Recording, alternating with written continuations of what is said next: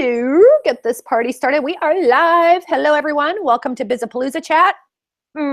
Very excited. We are now live. Live! Yay! And I am here with content expert Ken Gordon. I am so glad that we finally got a chance to connect like this. See you, Ivana. Thank you for inviting me on to the Bizapalooza Chat. It's awesome. And you have been an attendee for so long and been wanting to have you on as a guest, and I'm so glad that we are finally able to make it happen.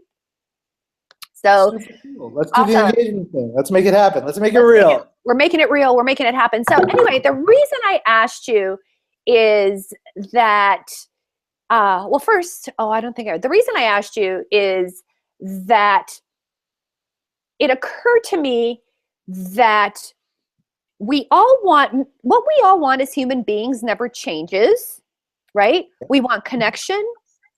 We want conversation. And then these tools all come up in the process. And somehow these tools and these strategies that are designed to give us exactly that, I don't know, I'm going to say, and I have this repeating theme, that we as marketers piss in our own pool consistently. And we make the very thing that we're striving for, we somehow screw it up in a way that it doesn't happen anymore. And so I've been so impressed with your thoughts and your reflections and the articles that you've had out there. Go on. I wanted to hear all about it. So that said, while I jump on over to Twitter to see what's going on over there, why don't you introduce yourself to our viewing audience? Sure. Hello, viewing audience. How are you doing? My name is Ken. My name is Ken Gordon. I work at a place called Continuum, which is an innovation design consultancy headquartered here in Boston's beautiful Innovation District, which until recently had been called the Seaport, but we've got other ideas about it now. I've been working here for just about 2 years. Before this, I was in education. I worked for a national nonprofit about education, and I did social media and content. And before that, I had about a decade as a freelance journalist. I've written lots of stuff for lots of places, some of which are incredibly well thought of and some of which are not. That's okay. I believe in conversating as a way of meeting people, and I believe in using content as a way to raise the level of conversation.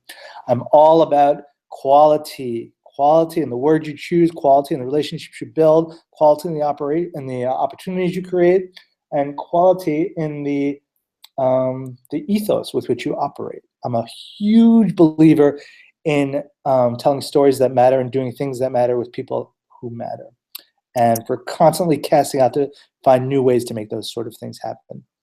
Awesome. That's where I'll start. That's what makes you so perfect. And we've got people tumbling into the chat as we speak. Jay Miller is here. He says he's working on his day job playing Pokemon with his wife. Woohoo! And working towards 2017. You gotta love that. I love that our audience is having so much fun. Tiana Winters is here again. She's very excited to be here. D2 Media is here again. Welcome, D2 Media. We love you. And everyone is super excited. The question I had asked everyone early on, let's see, while I flip through many things here. I'm asking people to introduce themselves. They'll be doing that in about 30 seconds. Folks, I think I asked them something else too, Ken. I can't remember what the hell I asked them. I was asking folks if they were feeling energized or stressed out or what's happening. And people are just grooving on it, man. They are grooving out.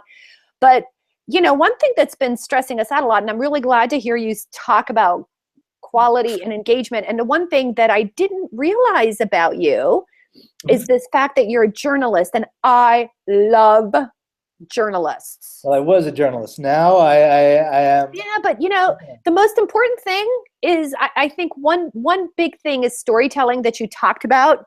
So let's talk a little bit about, I'd love to hear what you know for sure about today's environment of content and content marketing and all that other kind of stuff. Yeah, I think content and content marketing, a lot of it is bullshit. I think people can learn a lot from the practices of actual journalists.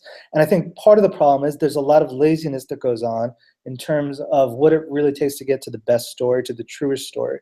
And I think simple things such as actually going out and interviewing sources for what you're writing about would go a long way to improving the level of content. I think thinking about the timeliness of your articles as a journalist would matters. I think ensuring that you've actually got all the facts absolutely right and that there's data behind some of the anecdotes you're talking about, which is the sort of thing a journalist does, would make things immeasurably better for these people who are charged with creating content. I think people naturally say that my content has a lower bar because I'm merely a marketer. And I think that's the wrong attitude to have. That's why you get stuff that doesn't really work. Or there's people who say, I'm only going to look at data, and all they do is care about writing the most effective headline, but not the most effective subject line, which is the opposite of writing truly engaging stuff. People lose their way. People use as their models other bloggers and people who are on Twitter. They should be reading actual books, the very best books they can get their hands on, the very best journalism they can get their hands on, and they should be aspiring as high as they possibly can in terms of the level of the excellence of their content, because that's what really gets people. That's so true. So true. So let's put some context around the conversation. Question number one is out there. What is the relationship between content, conversation, and community? Because I think our original thing was that what did we say? Content plus conversation equals community. So go rant off about that while I see what's going on over here. Yeah, I think really great content brings people around who want to talk about it. In The Catcher in the Rye, very early on, Holden Caulfield says, oh, don't you ever read a book and you're really excited and you want to write a letter to that author? Well, that's what you can do nowadays. I do that, in fact, all the time. I don't write in books anymore. What I do is I'll read a book, and then if I have a question, instead of writing a marginal note, I will tweet it out to the author. And a number of times, this has turned into great conversational blog posts and articles that and relationships that I've built just because we have this great access to this thing called Twitter. This idea of having people come to you in the same way. So then if you produce something so awesome that someone wants to say, wow, man, that's awesome, then you have a possible relationship, And so I think the next step is then being able to sort of feel those conversations and respond to them. It's like a really tight content marketing scheme understands this and is using the content to start that conversation. Your idea is you want to have conversations with all sorts of interesting people and to create new kind of opportunities out of them. And that should be what you're trying to do. I love it. I love that description because I tweeted out your tip, right? The tip you had, which I think was great.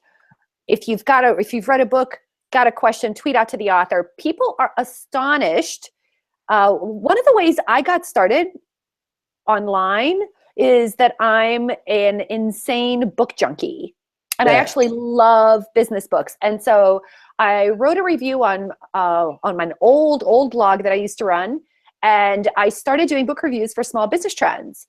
And this has connected me with so many authors who are so amazing. Yeah. And, like you said, you build these relationships and you can, if you've got a question, I did a series on brain stuff or something. And I was like, hey, I'm going to reach out to some of my authors. And they're amazing and so generous. And it makes for great content. Right? Absolutely. I guess the way I look at it is like when you engage with someone who's spent 2 years deeply immersed in a subject and you can ask smart questions, that person is going to want to talk to you because that person loves their subject. And they find someone, part of it's on you. You've got to come up with good questions. You've got to hold up your end of the freaking bargain and come at them with a thoughtful response to the massive work they've put into something. But oddly enough, 9 times out of 10, that will work just beautifully. And it's really about being a good reader and about listening when they come back to you and then knowing how to push the conversation to the next question after that so it isn't just a one-shot deal. So you really have to come with a fully stocked mind, a rich, strong vocabulary, a curiosity, and a willingness to engage. It doesn't just happen automatically. And, if you do a kind of weak job of interacting, you're going to get a weaker answer. So it really is, and this is where training as a journalist helps, because you have to know how to work really good questions. You have to see at what point is that author saying something that's a little equivocal, or that you say, that sounds wrong to me. how can you phrase that in a way that's going to engage someone who's an expert? And that's what you want to try and get when you're talking about engagement. Okay, so I wish that you and I had this like whole conversation earlier, because I think I would have this whole thing go differently, because I'm insanely curious. I love journalists. Love them, love them, love them. And the reason I love them is because of exactly what you said. There is a certain way of thinking that a journalist has.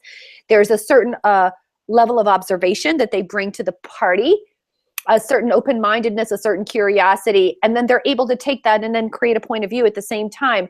And as a book reviewer, having read and reviewed hundreds, I'm just going to say hundreds.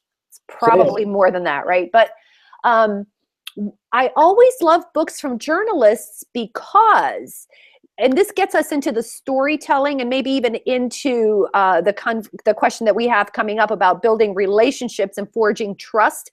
I think that what journalists do really, really well is they create the story, they create a context, they're somehow able to enroll someone who knows nothing about the topic. Yes.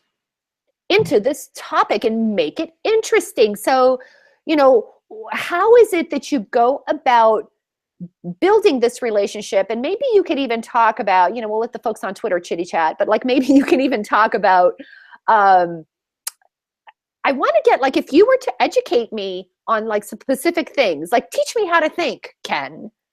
Right. Because it's a certain way of thinking and a certain observation. And then you kind of take that and you're able to convert it to content which connects with people in such a way. Does that make any sense, or am I all over the place? Yeah, no. I mean, honestly, I think it's less sort of professionally trained than it is about being actively curious, having that beginner's mind. Like, the idea is when you're dealing with a real expert, let's consider anyone who's written a book on a topic that matters to you is a real expert. Right. You're going to have sort of perhaps naive questions about this topic, but you've got to figure out which ones are sort of pointed and which ones are just flatly naive. And really understand or you've got to be able to use your experience, right? So if someone is talking about something and it reminds you about something else you've read or something you've experienced in a work context, let's say, you put another layer of narrative onto that layer of narrative that's in the book. You're making it a richer story, and it's not just a flat, why did you do this? What inspires you? What tools do you use? It's saying, you know what, that reminds me of a story I read last week in the New York Times in which the author said this. What is your take on what that author has to say in the context of what you just said to me? Well, suddenly you've created a web of intertextuality and really thought about.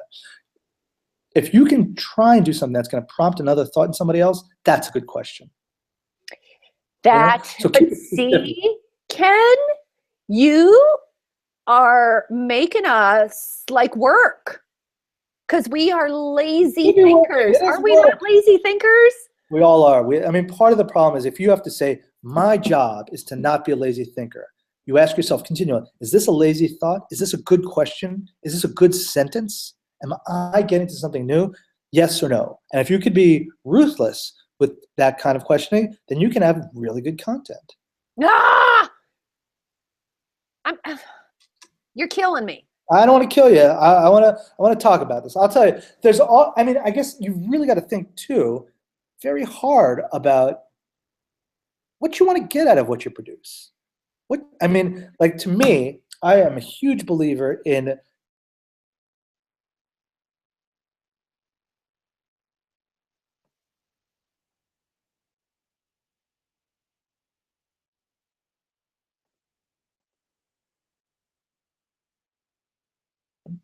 and we're in the Innovation District in Boston. Mm-hmm. And the first thing I did was I started tweeting to the CEO of Harpoon Brewery, which is just across the street from where we are.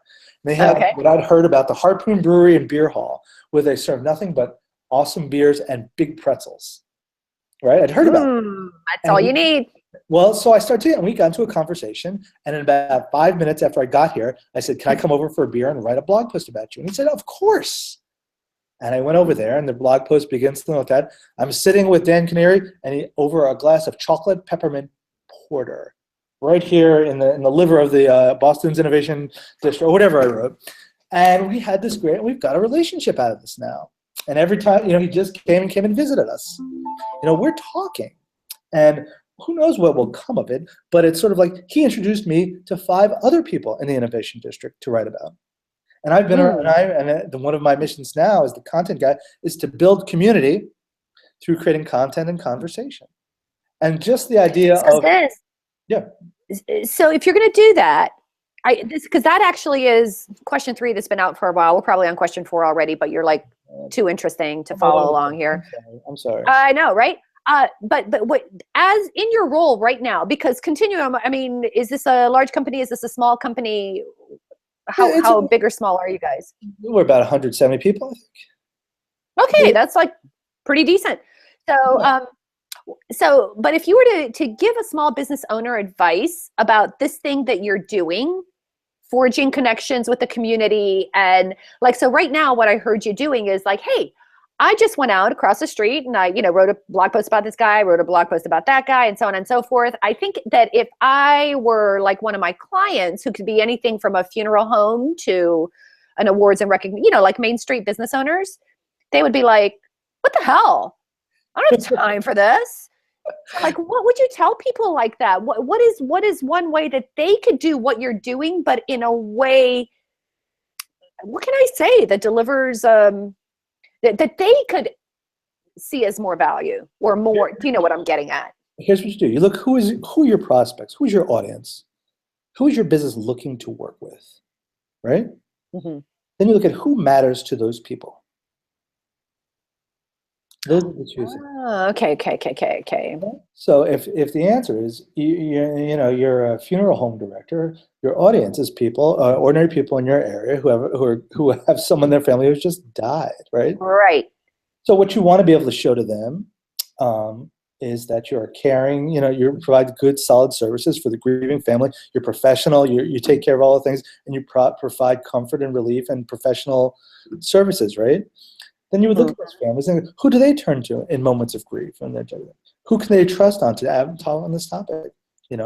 Let's say you work with certain clerics in your community, and those are the people who do it. What if you had an interview with them about death on your blog? Mm-hmm. The business of taking care of grief.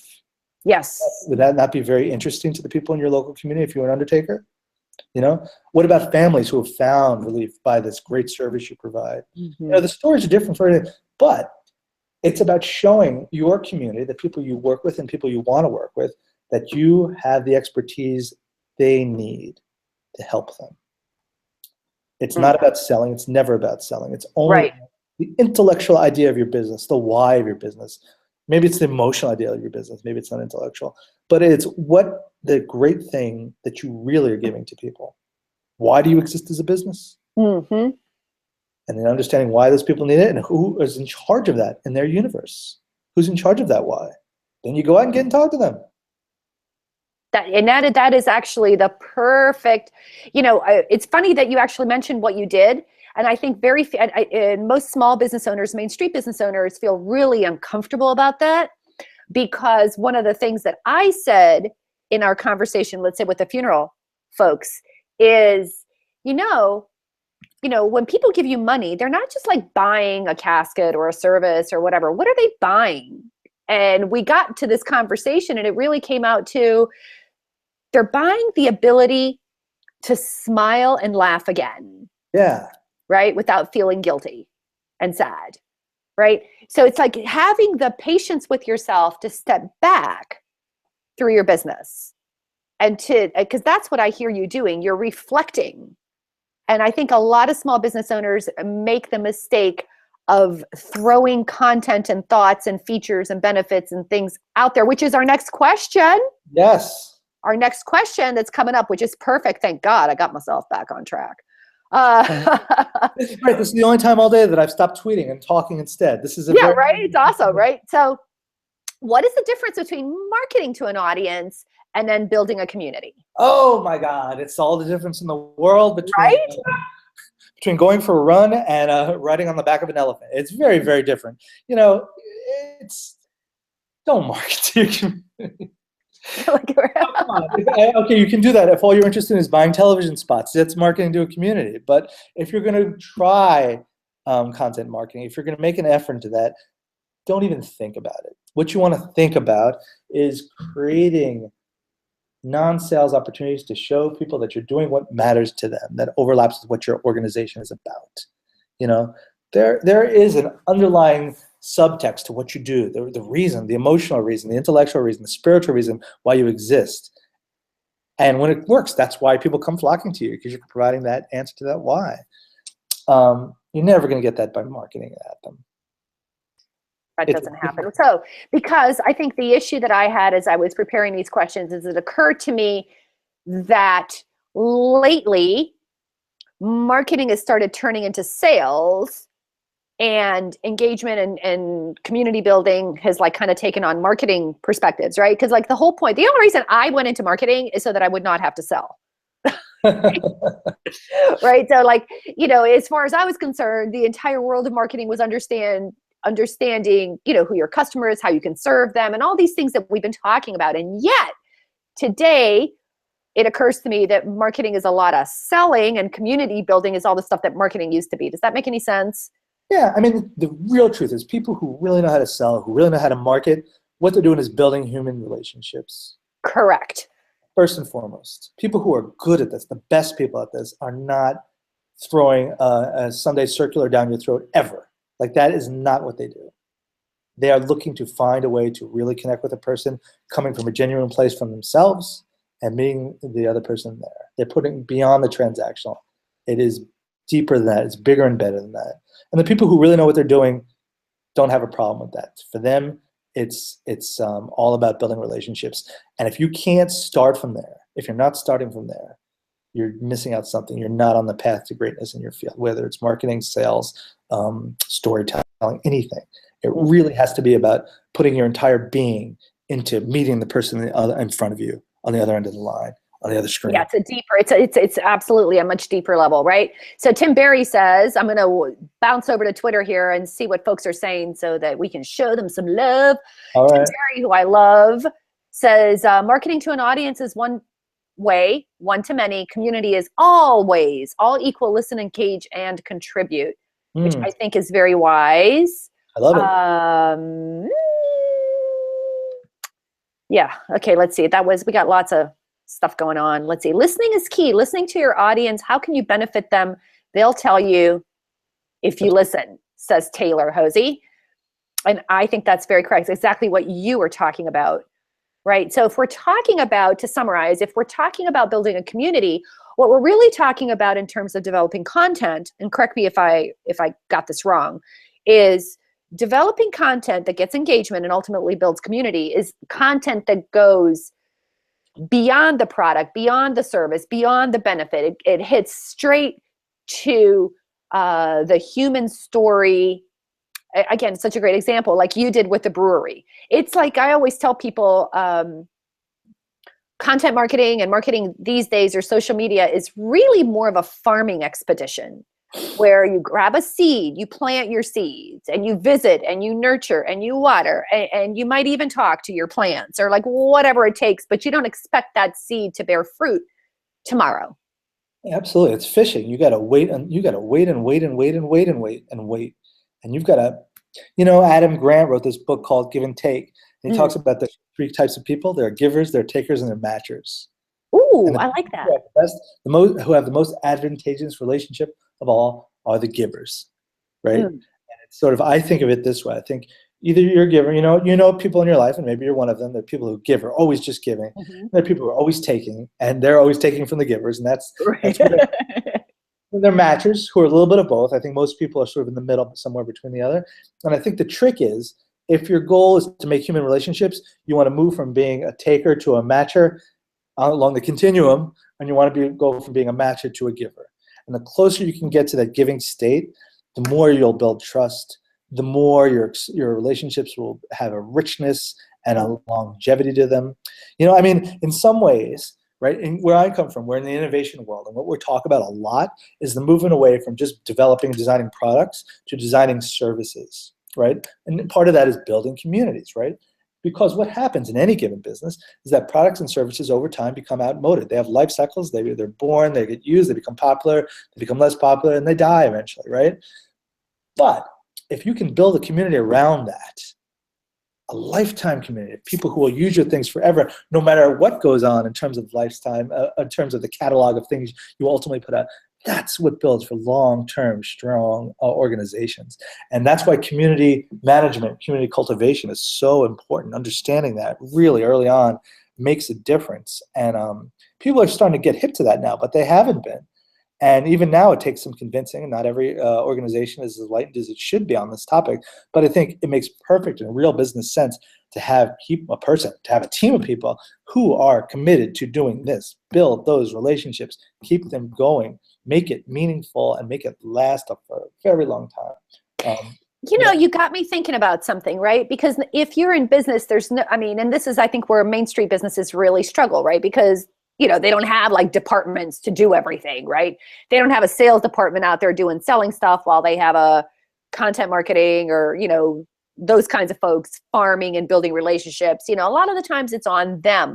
However, that doesn't mean that you can't run a multi-pronged approach to this whole thing. And actually, question 5 is all about building content partnerships. And I think that question might come, to the heart of maybe what we're talking about. If people want to develop these relationships, if they want to sort of run a maybe like a what do they call it? A 3-legged stool. You got your sales, you've got your marketing, and maybe you've got your community building on the third leg. So sales, marketing is out there pushing the future. Sales is out there selling what they got. But then the community people are doing maybe that partnership thing. So talk a little bit about content partnerships, what they are to you, or what they mean, and so on and so forth. Yeah, no, I love content partnership. I mean, part of what I've found is you really have to find the right partner.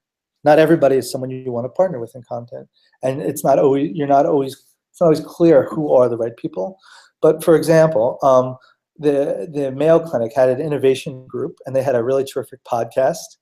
And one of the guys there had read one of the articles written by somebody at Continuum, and he said, he tweeted something like, "It's a great article." And then I said, you know what, we should have a conversation. And before long, we had a conversation, and we lined up 3 or 4 of our Continuum people to go on his podcast. And then he went back and forth, and we were doing stuff together, and it became sort of a very natural symbiosis of 2 organizations and 2 people who were similar thinking. And it's that kind of thing that really, really, it makes a difference. It really has meaningful content. It's something worth reading when you have groups of people from different organizations that are really focused on doing the right thing and are really sympathetic to each other's work and can really comment on each other's work. And I think it's good for knowing who the people you want to work with, again, who those people are and who they respect and why, how that reflects in the kind of services and goods you provide. And I think it requires having a more systemic knowledge of what your business is, who your audience is, and what they're all about. Like you really have to understand the motivations in a deep way of what the people are who you want to work with. One of the cool things about content partnerships is you can create colleagues. You can create who your colleagues are. I used to work with teachers, right? I used to work with educators. And I used to say, educators, your colleagues don't have to be the person who's sitting next to you. It doesn't have to be the people in the faculty lounge. It could be the smartest people in America who are writing the best books on education right now. All you have to do is have the chutzpah to sit there, read their book, and write them a smart email. And I don't think a lot of people are empowered. I think a lot of people in the content marketing world feel themselves like 2nd and 3rd class citizens in the narrative game. Yeah, they don't have to be. Maybe they're shy. Yeah. Well, social media is God's gift to the introvert. And it's like, here's a chance for you to be social without having to get on the floor and mix it up with people. Here's a chance for you to do it from the privacy of your own, cell somewhere. And it really is all about words and, the silence surrounding your Twitter life. It really is a great way for shy people to get out in the world and make those content partnerships. What Tim Barry says, he says, a content partnership is friendship on steroids. Yeah, I guess it depends who's on the other end of that content partnership, though. Again, I feel like you could go, it's very important to know that you're talking to the right person and to really to spend time thinking about who you would like to make content partnerships with. Even make a list of it. Look in your area. Look who matters. Oh, that's a great tip. Right? That's okay. So let's go back, right? Yeah. So you're going to make these content partnerships now, and maybe you said this, and I was like managing the stream over here, but if you could maybe repeat to me and tell me like what constituencies should you be looking for to get content partnerships? Like, where should you be looking for? I can imagine vendors, I can imagine customers. Where else? I think you want to look at the people who are, I hate to use this word, but I'm going to use it anyway, the thought leaders in your industry. Gotcha. The people who matter to the people who are buying from you, right? Who sets the tone? Who is really on top of understanding what's going on? And because people are writing about everything. There are experts on every single topic, Gotcha. every single human emotion, everything. And there's going to be stuff that is going to matter to your intended audience, the people you want to buy from you.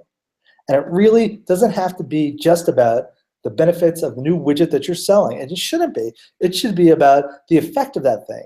What are you trying to solve and why? Is it home improvement? Is it being a better parent? What are you really getting across? What are you selling? And I would say seek out those thought leaders who set the agenda, the intellectual agenda for your people's worlds. People talk about influencer marketing. I think that's the wrong way to go. You don't want to get some celebrity to do your thing because people respect the celebrity. What you want is to get people who are setting the intellectual, the spiritual, the meaning of your community's beliefs and hopes. That's who you want to get involved in. And you want to get sort of that kind of leadership. That's showing that you can talk with them in a public way. Having those kind of conversations will earn you so much trust, but it does require work. You have to know the people your people respect, the people your customers look to for guidance and leadership. And they're out there. They're legitimately out there. But it requires getting to know your people enough to know whose books they're reading, who they read in the newspaper, who they care about online, who they follow, who is providing meaning for them in the context of your goods and services. That's great advice. And I think if it were for that point of view, I would have no work as an influencer. Yeah. Right? Because you have to go to people who are ingrained in the conversation. I think, what was it? CEB, they're a research organization with small businesses, and they did a study that said it was actually small business owners listen to other small business owners almost 2 times as much. So if you're a small business owner and I'm a small business owner and we're having a conversation about a product or a service or a vendor or whatever, we're more likely to take each other's advice than that of some celebrity, which goes to your point. Yeah. Right? So I think you've kind of started answering my question 6, which is what are the steps towards building a good content partnership? So we talked about who to enroll. And I think you might have mentioned this idea of start engaging them in intelligent conversation, asking good questions, right? Yeah. What else? Well, I think one of the great things is knowing how to use email properly, right? Everybody has got email online. And I think the trick to writing a good email is to identifying the words, the person you're trying to contact, the words they've used. So if you find someone who's been quoted, let's say, in the New York Times or your local paper or wherever, or they've written an article somewhere, or they've actually said something that has moved you, you grab that quote, you actually use their language, and then you follow it up with a question based on your intelligent reaction to their language. So you're showing that you've actually paid close attention to what they've said, and you've added something to it of value that's making them think. You're using their own words as a provocation for them. So you're basically saying, no, I've listened to you, and I want to make you think a little bit more. So you're showing yourself as someone really worth talking to. You're not asking them, can you please appear with me in public so my constituency will like my business better? You are saying, what you said was smart, and what do you think about this? And is that invitation to a conversation that's legitimate and provocative, and if done in the right way, engaging? But again, it requires a sort of subtle understanding of language and people, and you've got to do it in the appropriately respectful but smart way. It's all about intention, and I'll tell you what, and I see this all the time. I think when a small business owner gets, I'm going to say desperate. Yeah. I'm going to use the word desperate. And in desperate, I mean, like, we're at the end of the year. And if you're on a fiscal calendar year, if you're on a calendar year, now, you get called into the meeting. Hey, what's in the pipeline? What can we close in the next so much time? So on and so forth. And that gets people grabbing in desperation. Whereas what you're talking about is a very, very proactive way to approach things. And when people have an intention of their true intention is, I want you to buy from me. I want you to introduce me to someone. I want, want. Gimme. Right. That, and that comes through.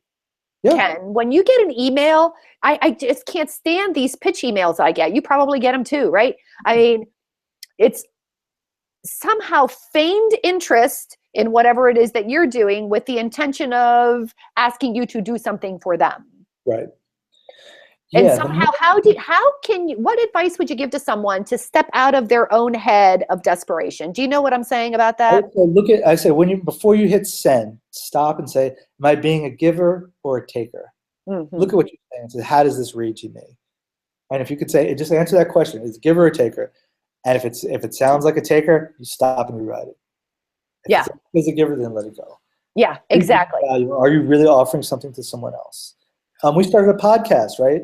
And it's a great thing because somebody will come in here, we'll have a podcast with them, we'll have a public conversation with them, and then afterwards, we're giving them a chance to take the stage, to talk about their ideas, and we have a piece of content they could share out with their constituents and show what a brilliant thinker they are. And it doesn't cost us anything but a little time and some production time. It's easy to do if you have a Mac, and it's something for them. Really, truly, someone comes on our podcast, it is really for them. It's a chance for them to articulate their ideas, even like this, right? You're giving me the chance to sit there and have a forum. I love this. Thank you very much. I appreciate it. But what if you people out there could do the same thing for your own business? And again, don't do it to just anybody. Do it to someone who really you want to know from, someone who really has something to say, and then you come at them with some good ideas, some good questions, and really give them a chance to have a great public conversation. Wow. Thank you very much. I appreciate that. Mm-hmm. So I want to acknowledge, I'm going to let you run over to Twitter, but while you do that, I'm going to acknowledge some of the folks. There's Gary McIntyre. He's here and he says, the direction the chairs are facing, audience equals presentation, community equals conversation. Nice.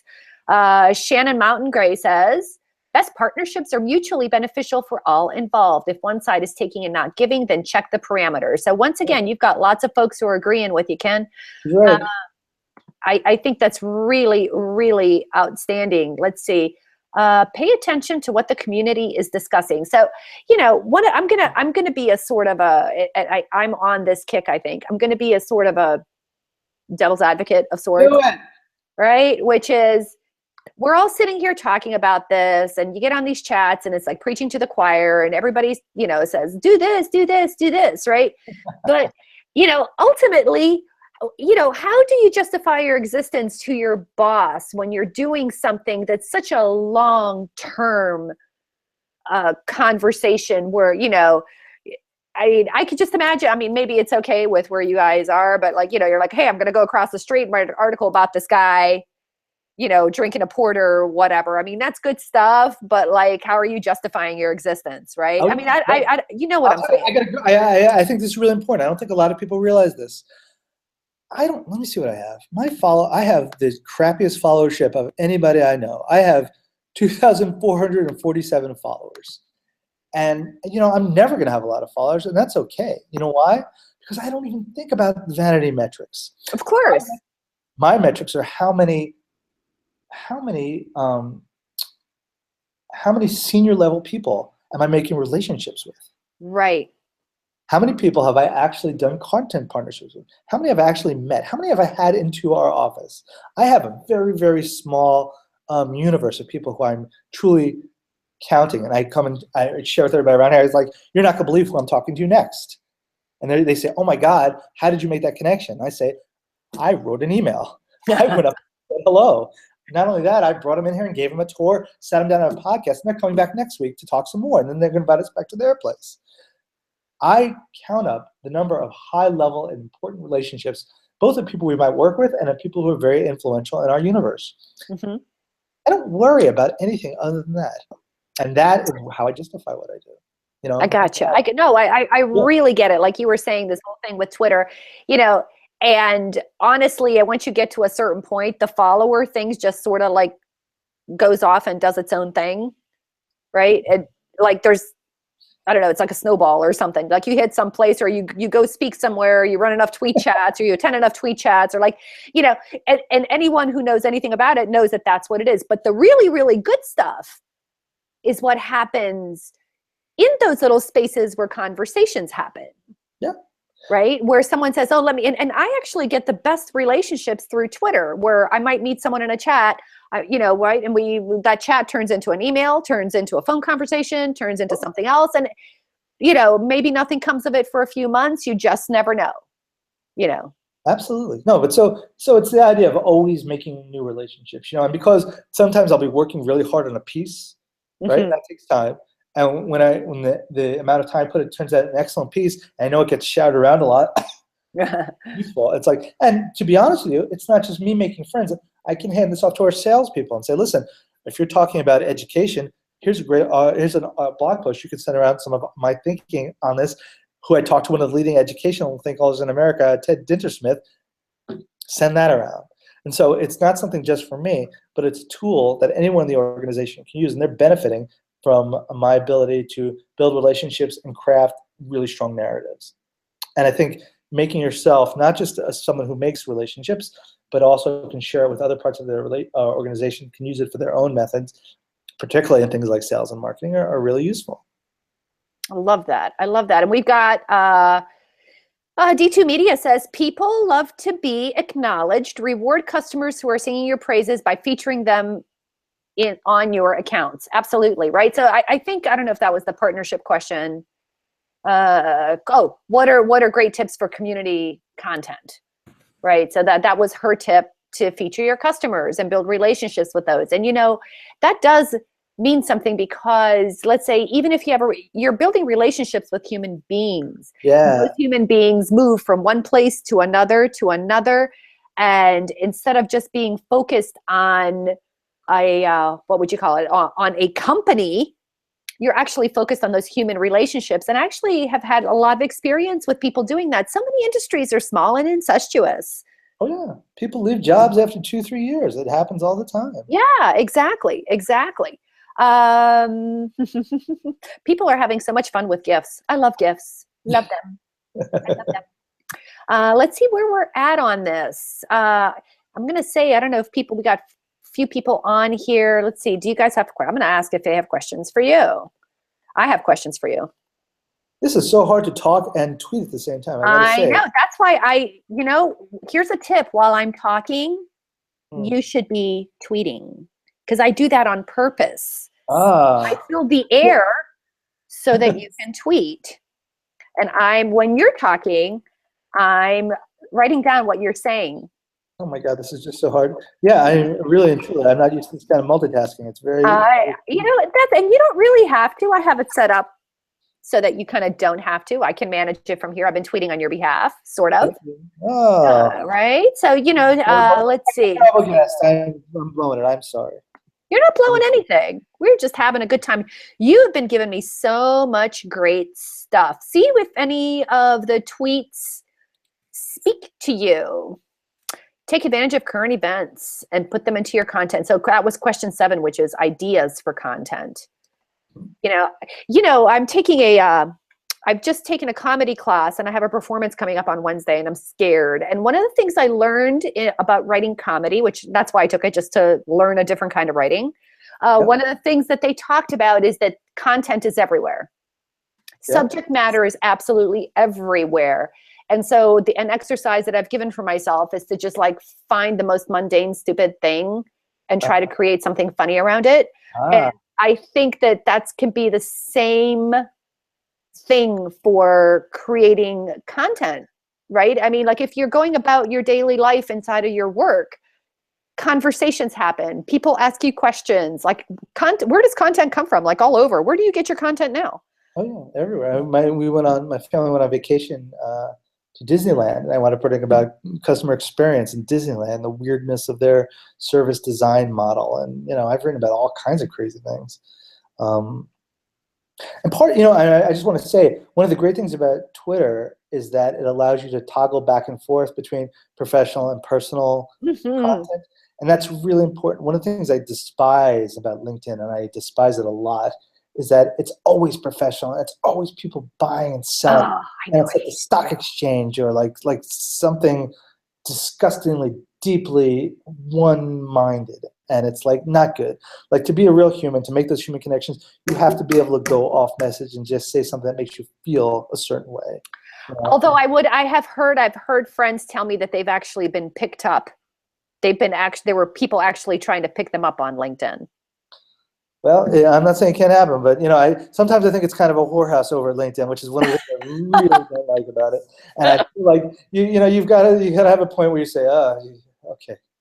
Oh, hey, I'm with you, right? Because I am actually dreadfully shy, and that is actually why Twitter is my favorite platform. There is something very what would you call it? Unthreatening. Yeah. It's only 140 characters. Yeah. If you see it, fine. If you don't see it, fine. If you respond, great. If not, that's fine too. It's very non-threatening. You make a typo, It happens. I do it all the time. All the time, right? Hey, so let's talk about mistakes, right? Yeah. So we've talked about the content is everywhere, and we've gotten all kinds of great tips. Now let's just talk a little bit about mistakes that businesses make, right? We just talked about like selling, and blah, blah, blah. Say more about that.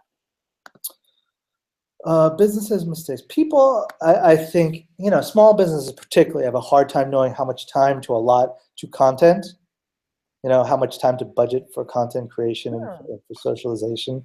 So it really, because it's such a hard thing to figure out, particularly for people who are not practiced in the arts of storytelling and socialization, it really is hard to know. And they wind up skimping on it, or they do a very, very half-assed job of it, or they don't. They just don't invest in it, basically, or they invest in the wrong things. Or they'll say, "I've tweeted once today. Isn't that enough?" Oh my God! Right. I'm sure you've had clients say, "How many times a day should I tweet?" Right.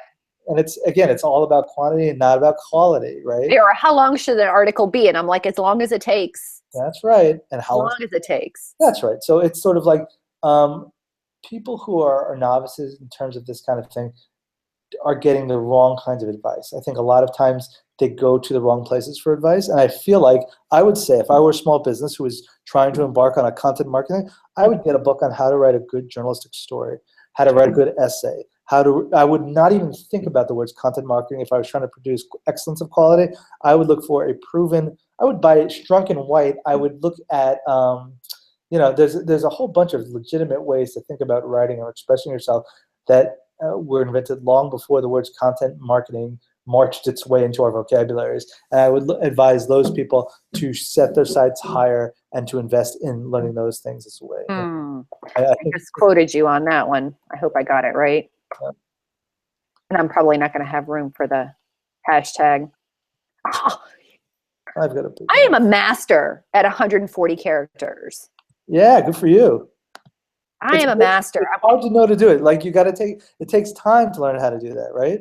It takes time. And you know what happens? I think if you do it long enough, that's not to say that, you know how when you go to the deli and the guy like just somehow magically knows that it's like a quarter of a pound? Yeah. Right? I think if you do something long enough, you just get to the point where you get to that feeling where you kind of know.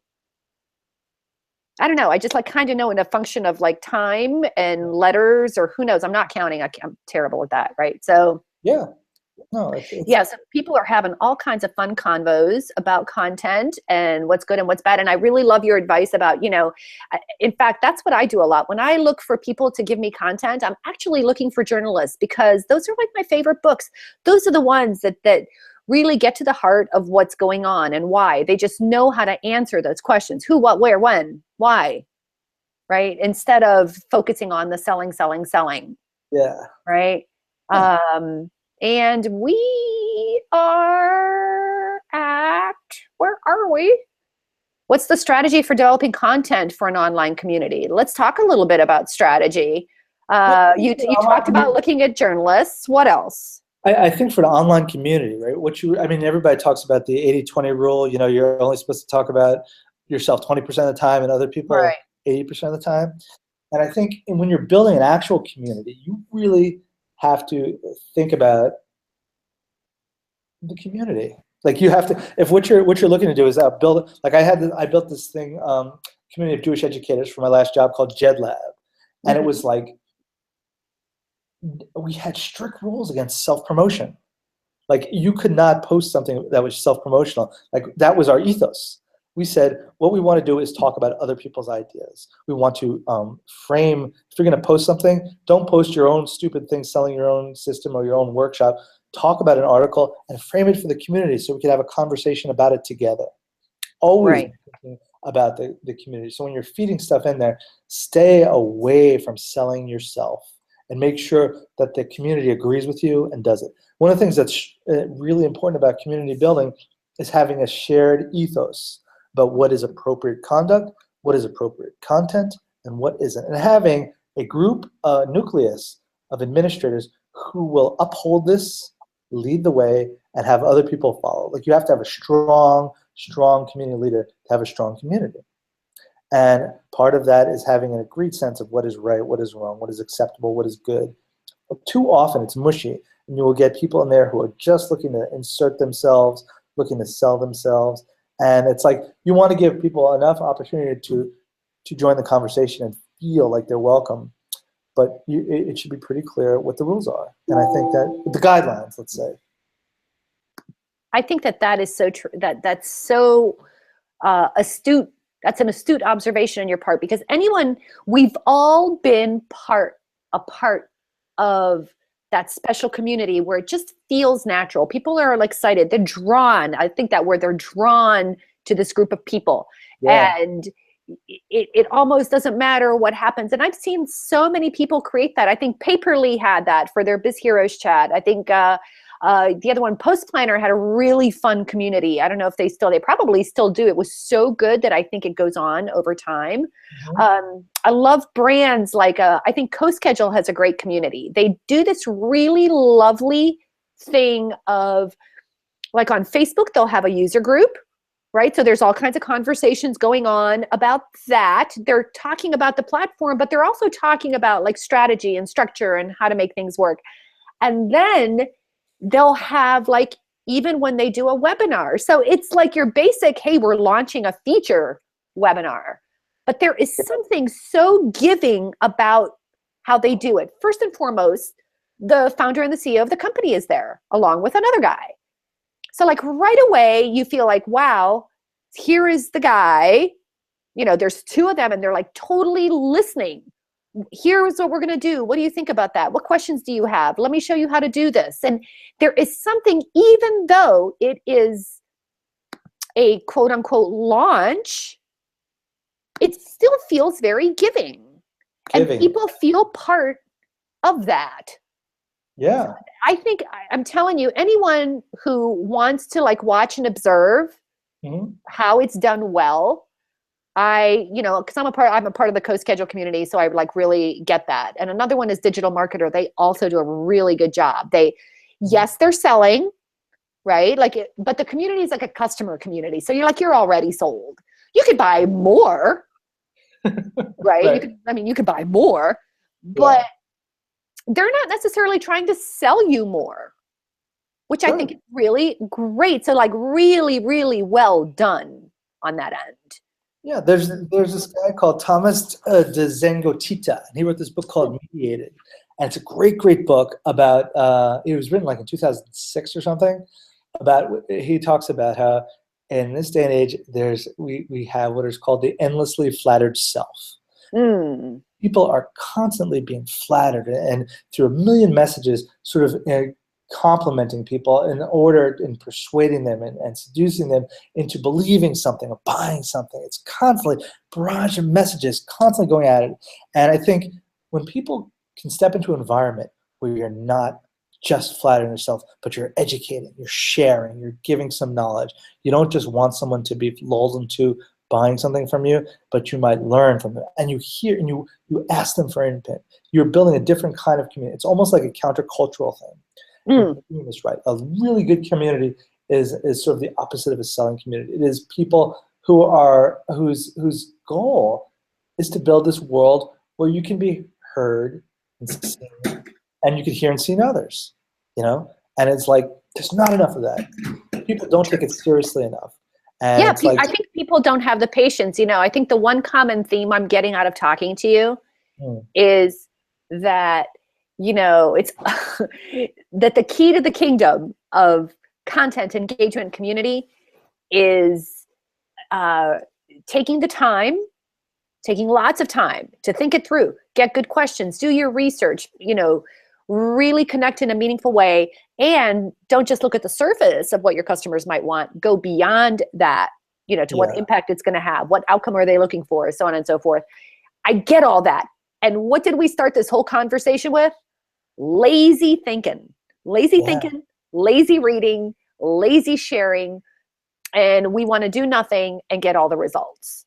Oh my God! You ever look at the people who follow you who just do nothing but post links? These content you're doing nothing but dumping thing, and it's just like you're missing an opportunity. All these people are missing the opportunities to do something else. I mean, that might be a big mistake people make. Yeah, that social media is dumping lots of content into the stream. It didn't start out to be that way. No, that's what I understand. I'm relatively late to Twitter, to be honest with you. I've only been doing it for the last,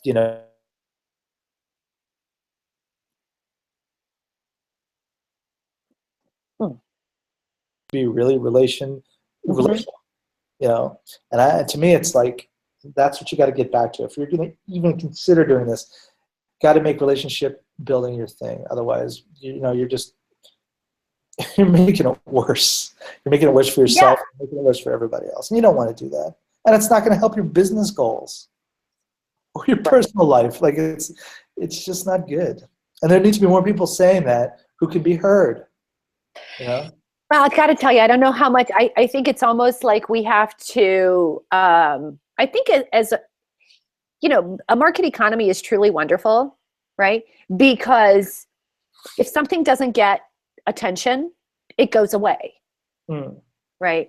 And I keep looking for, actually, my husband and I argue about this all the time, but my way of dealing with a lot of things is to literally, quote unquote, ignore it, especially if it's like a sales thing or whatever. It's like the only way that you're going to really, really change is when you don't get the results.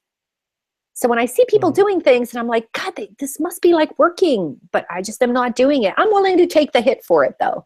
I'm willing to take the hit because, I remember, when Twitter first started and I was on it back as soon as it opened, like, was it 2007-ish? Yep. I had an original account.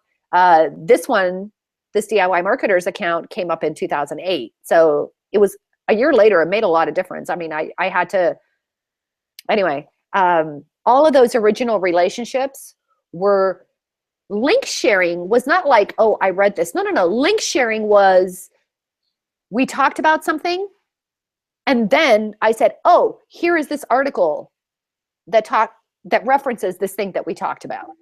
Yeah. It's exactly what you're talking about, but that's how it started. Link sharing didn't start out like read my stuff. Oh my goodness, no. And I just think personalizing it, saying what you think about it, putting some context around it, asking a question. These are not hard things to know, but because there's so much of people who aren't doing any of that, it becomes more and more foreign. Well, because if to do anything, I was doing something.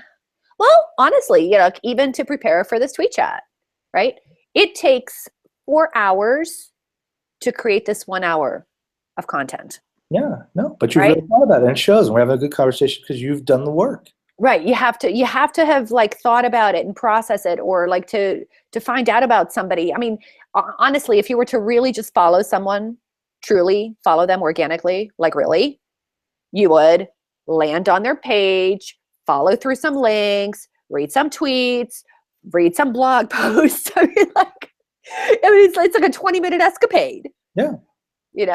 But these days, that's just not how it works. Everybody wants it fast. Everybody wants it fast. So the moral of the story is be patient, work hard, don't be lazy. It will pay off, but you have to understand that it takes time and know that to be optimistic about how this is a long game. Is that what we have to say? Game. Exactly. So as we close, I have to, I got to ask you a question. Sure. Tell me about your musical background. What is up with that? I took piano lessons when I was a kid for about 6 months, and I decided I didn't like it. And then I've been on my own ever since. I play a lot of piano. What can I say? Do you see? No. Oh, what kind of piano do you play?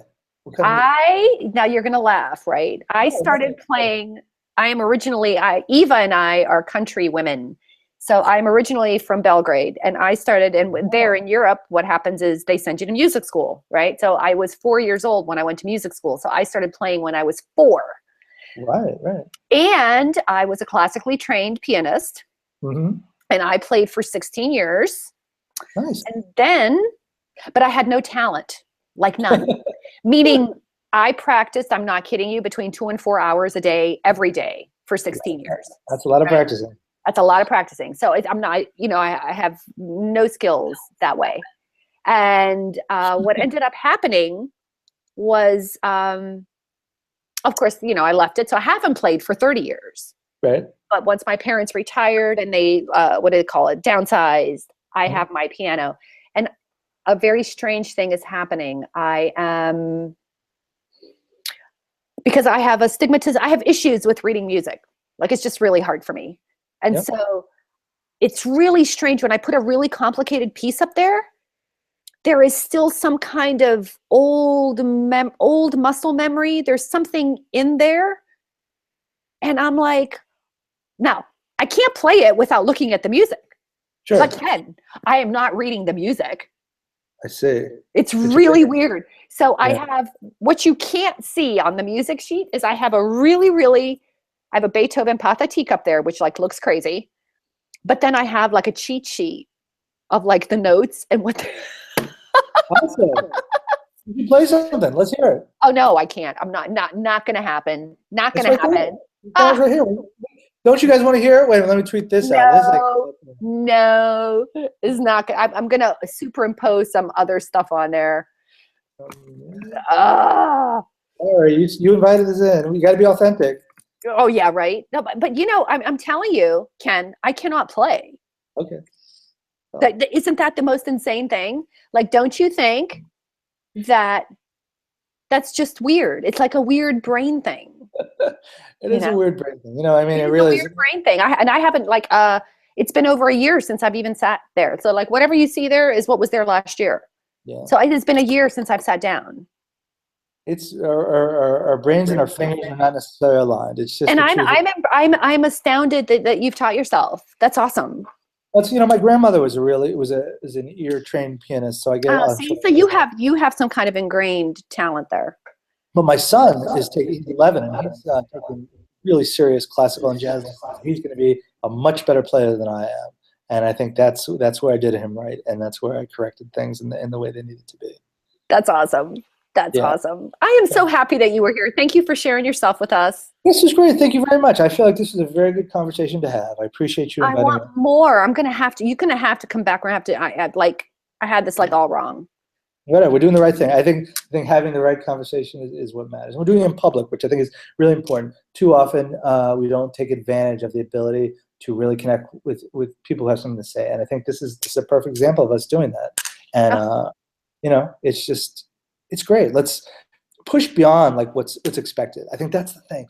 I'm reading this book now where they say, don't surprise and delight your audience, just delight them. And I'm thinking, no. I think surprise matters, and I like it because that's what really is. That's where real learning happens. Those moments where you see something you didn't see before. Exactly. And that takes practice, right? So I think we ought to. You know how they had the fast food and slow food? Yeah. I think I'd want to go from like reacting to just like taking the time to think and like really, really engage in the quality of relationships. Like really, really stop and think. I mean, and it does take something.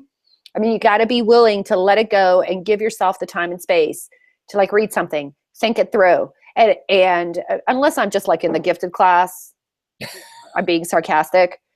I mean, it takes me a while, especially when someone is writing something really intelligent. Yeah. It takes a while to say, what are they saying here? And Good what does reading, it mean to me? Writing takes a long time. Good reading takes a long time. I have no problem with that. As a matter of fact, just good listening takes a long time. And the fact that I haven't been sitting there tweeting is a choice I've made because I would much rather listen closely to what you have to say and respond as best I can rather than shoot off a bunch of witty blah, blah, blahs, which I would otherwise be doing. And I feel like it's a good lesson to be thinking. What you want to do is get past Twitter. Twitter's an introductory thing. Right. You want to have a conversation with someone. You want to get on the phone. You want to go to Skype. You want to meet for coffee. You want to say, let's write a thing together. This is what you want to do. And I think this is the direction that all social should be progressing in, something deeper and more meaningful.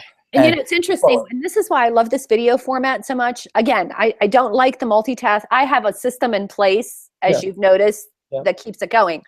But I don't like multitasking because I have this little system in place. But one of the things that I love about it is that my peeve about most tweet chats is that the topics are too big. Yeah. You can't get, and it felt like the tweets were like vapid and empty. Like, what can you say in 140? And that's why I do this video thing, because there's always good stuff in there. And then I can do a summary and people could watch it. And a lot of people want to watch them. They complain when I don't get them. Because I don't always do a video. I like to do a video, but I don't always. How long have you been doing this for? Not that long. I think I started in the spring. It's been about 6 months. Cool. It's been about 6 months, and it's taken some time. I mean, thanks to Eva and and a few other things. Like I said, I do a lot of